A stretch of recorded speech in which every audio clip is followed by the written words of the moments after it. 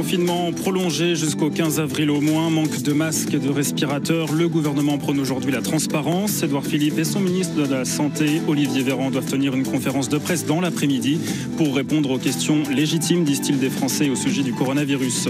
Dans les hôpitaux, la situation, elle devient de plus en plus tendue. Exemple en Ile-de-France, qui craint la saturation ce week-end. Il n'y a plus que 200 lits disponibles actuellement sur 1500 dans les services de réanimation de la région parisienne.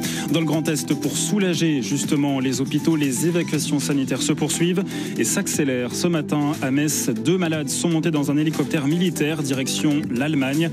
Transfert mené dans le cadre de l'opération Résilience. 48 autres patients de la région sont attendus d'ici demain dans une dizaine d'hôpitaux de la Nouvelle-Aquitaine. 2 TGV médicalisés sont affrétés pour l'occasion. 20 000 Français toujours retenus à l'étranger et dans l'impossibilité de rentrer en France à cause de la pandémie, selon le ministère des Affaires étrangères, qui indique que 110 000 expatriés ou touristes français sont, eux, déjà rentrés dans l'Hexagone.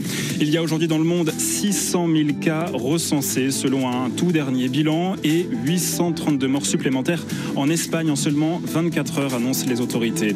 Pas encore de confinement en Russie, mais des mesures plus drastiques encore. Les cafés et les restaurants sont fermés aujourd'hui et pour au moins une semaine. Seuls les supermarchés, les magasins de première nécessité et les pharmacies restent ouvertes. France Info. Et tout est plus clair. Avec le coronavirus,